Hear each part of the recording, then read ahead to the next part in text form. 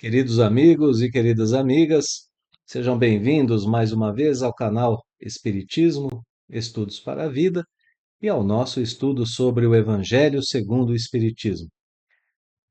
Nós continuamos a estudar agora o capítulo 28, que traz a coletânea de preces e aquelas preces que podemos fazer em favor de nós mesmos. Veremos agora ato de submissão e resignação. Lembremos por um instante. Estudamos anteriormente uma ação de graça por um favor obtido. Bom, na sequência nós veremos aqui ato de submissão e resignação. Aqui Allan Kardec nos dá uma ideia de continuidade do texto, que diz o seguinte: bom, agradecemos pela graça que recebemos e quando a graça não vem, o que é que a gente faz diante da aflição da vida, não é? Começamos uma linha de raciocínio lá naquelas preces que pediam ajuda diante de uma aflição. Se a graça veio, a gente tem as preces de agradecimento. E se não veio, agora a gente tem esse ato de submissão e resignação. Bom, nós estudaremos os subitens que vão de 30 a 33 em 8 parágrafos, sendo que os dois primeiros aqui correspondem ao prefácio e os demais correspondem às preces que são colocadas para nossa orientação. Então vamos lá. Ato de submissão e resignação, prefácio. Prefácio começa do seguinte modo, né? Da seguinte forma. Quando a gente tem uma aflição, se a gente procurar a causa dessa aflição, a gente vai reconhecer que essa aflição veio de uma imprudência nossa ou de uma imprevidência. E o que isso quer dizer, afinal de contas, né? Como assim de uma imprudência ou de uma imprevidência? Às vezes a gente tem certas atitudes em nossas vidas que realmente são atitudes imprudentes. A gente não tem o cuidado necessário diante daquela situação. E aí então vem um sofrimento. Uma imprevidência, não fomos previdentes, não soubemos medir as circunstâncias e ter as atitudes de economia necessária. Aqui o exemplo das finanças fica inevitável, né? Gastamos demais. Mas vejam que previdência também pode estar relacionada às nossas forças físicas, aos nossos pensamentos e a tudo aquilo que a gente administra na nossa vida, não apenas a vida econômica. Ser previdente, ser, como nos ensina aqui o Evangelho, ser prudente. Quando a gente falha em um ou outro sentido, a gente vive uma aflição. Ou então em um ato anterior. Bom, dessa vida ou de vidas passadas, como orienta aqui no final Kardec, ver o capítulo 5 do Evangelho que nos ensina, né, quais são as causas de nossas aflições. São nossas atitudes, nossas imprudências, imprevidências nessa vida ou em vida passada. Por isso aqui a frase, né? Só de nós mesmos nos devemos queixar. Então, notemos que esse primeiro parágrafo aqui do nosso prefácio, ele aborda a causa da aflição para a gente não se revoltar contra aquilo que está acontecendo. Estamos estudando um ato de submissão e resignação. Estamos aprendendo de onde vem a resignação e a submissão. De onde vem? Da nossa concepção, do nosso entendimento de que, se estamos vivendo uma aflição, fomos nós que a causamos. E Deus está permitindo por um objetivo maior que é causar o nosso progresso. Bom, continua o texto. Se a causa de um infortúnio independe completamente de qualquer ação nossa, ou é uma prova ou uma expiação de uma falta em existência anterior, como dizíamos, né? Não depende da gente fazer sumir aquela aflição, tratar daquilo e vencer aquela aflição. Bom, então é uma prova ou uma expiação que vem da existência atual ou de existência anterior. Caso este último, em que pela natureza da expiação podemos conhecer a natureza da falta. E aqui cabe uma explicação, né? natureza da explicação é, perdão, a natureza da expiação é igual à natureza da falta, o que é diferente de imaginarmos um olho por olho, dente por dente.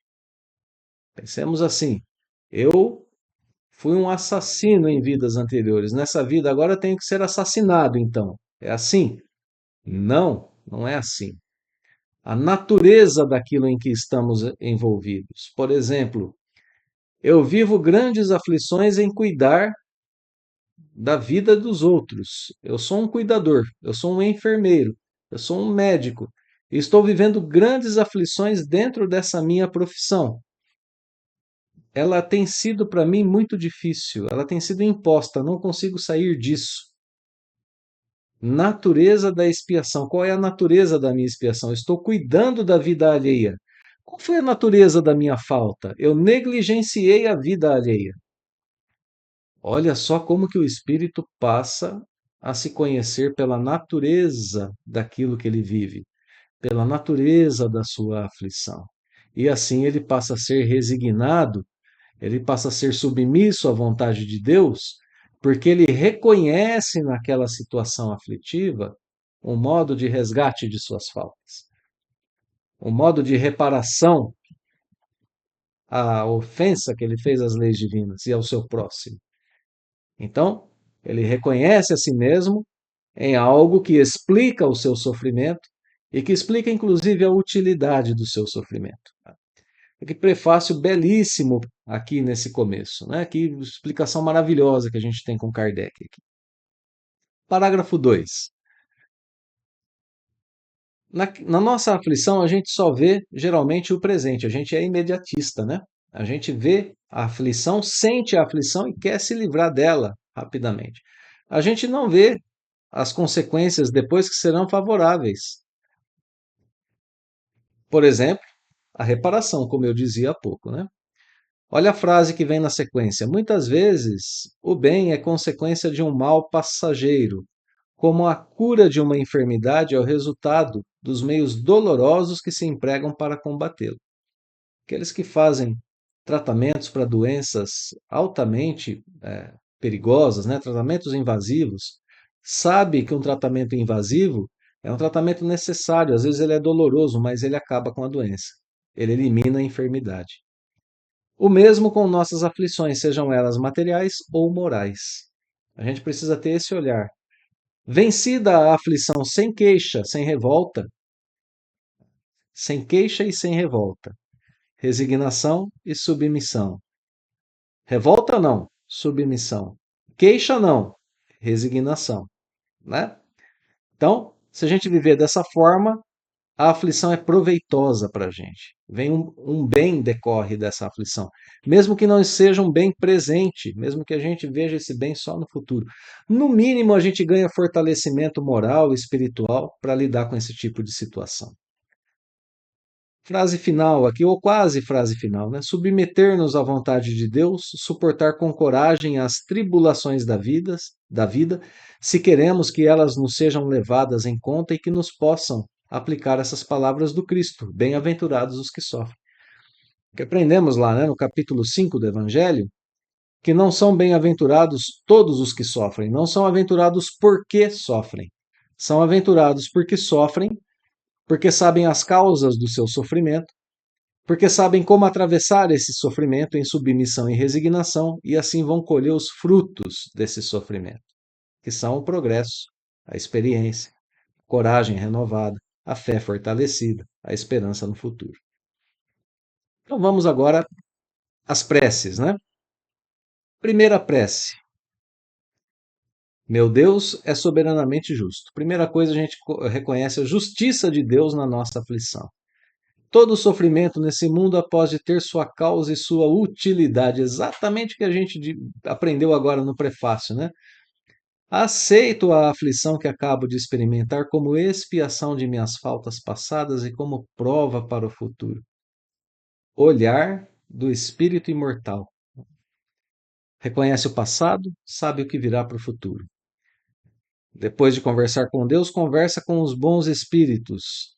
Dai-me forças para suportar sem lamentos, Fazei com que essa aflição seja um aviso salutar, que me acresça a experiência, que abata em mim o orgulho, a ambição, a tola vaidade e o egoísmo, e contribua assim para o meu adiantamento. Essa primeira prece, parágrafos 3 e 4, reconhecimento, né, sobre a justiça e bondade de Deus, sobre a causa e utilidade da aflição, nos ensina o que pedir, forças, né, para suportar. Como entender como um aviso salutar a aflição. Então é uma prece para entendimento da situação. A outra prece que vem na sequência é mais curtinha um pouco, e ela é uma prece que pede agora sim ajuda. Se a primeira foi para o entendimento, essa aqui é um pedido de ajuda. Sinto, Senhor, sinto, ó meu Deus, necessidade de pedir, me dês forças para suportar as provações que te aprouve destinar-me. Permite que a luz se faça bastante viva no meu espírito para que eu aprecie toda a extensão de um amor que me aflige porque me quer salvar. Submeto-me, resignado, ó meu Deus, mas a criatura é tão fraca que temo sucumbir. Se não me amparares, não me abandones, Senhor, que sem ti nada posso. Então, uma prece traz em si um pedido de ajuda, direto a Deus, né? Citando aqui, inclusive, a fraqueza da carne, o fortalecimento em Deus. Última prece, meus amigos. Outra prece diante das aflições. A ti dirigi o meu olhar, ó Eterno, e me senti fortalecido. Então, é uma prece que reconhece o poder de nos sustentarmos em Deus. Uma prece que coloca o nosso objetivo e o comportamento que a gente deve ter. Sustentarmos-nos em Deus. O objetivo, vencer. Senhor, és minha força, não me abandones. Ó meu Deus, sinto-me esmagado pelo peso das minhas iniquidades, né, das minhas injustiças. Ajuda-me. Conheces a fraqueza da minha carne, não desvies de mim teu olhar. Ardente sede me devora. Faze brotar a fonte da água viva, onde eu me descedente. Então, pede alívio, pede alívio. Esse primeiro parágrafo ali fala para a gente da fraqueza da carne, pede o fortalecimento físico mesmo em Deus. Aqui pede o alívio para Deus. E já oferece em troca o comportamento, que a minha boca só se abra para te entoar louvores, e não para me queixar, né? Se sou fraco, o teu amor me sustentará. Aqui ele reconhece uma fraqueza espiritual. No primeiro momento, a fraqueza material, a fraqueza física, agora a fraqueza espiritual, né? A gente pode pensar esse primeiro parágrafo aqui como uma fraqueza mais física, né? Dirigi a ti o meu olhar, me senti fortalecido. És a minha força. Ajuda-me, conheces a fraqueza da minha carne. Então, força física, né? Aqui, a força espiritual. E no último parágrafo, ó Eterno, só tu és grande. Só tu és o fim e o objetivo da minha vida. Sustentação em Deus, objetivo, né, de progresso, de melhora, de perfeição. Bendito seja o teu nome, se me fazes sofrer por quanto és o Senhor e eu o servo infiel. Curvarei a fronte sem me queixar, porquanto só tu és grande, só tu és a meta.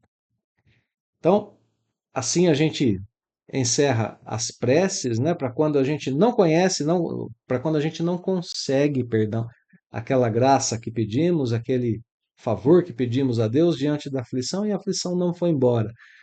Então, uma prece de louvor, de sustentação em Deus e de reconhecimento das coisas que a gente precisa renovar em nosso espírito. Preces para tratamento da revolta, da incompreensão e que ao mesmo tempo nos aproximam do Pai Celestial em pedidos de sustentação e ajuda, que certamente nos levarão a atravessar de forma muito mais sábia e tranquila por qualquer aflição de nossas vidas. Queridos irmãos e irmãs, muito obrigado pela companhia em mais um estudo. Um abraço fraterno a todos e fica o convite. Nos vemos na próxima semana com mais um estudo sobre o Evangelho segundo o Espiritismo.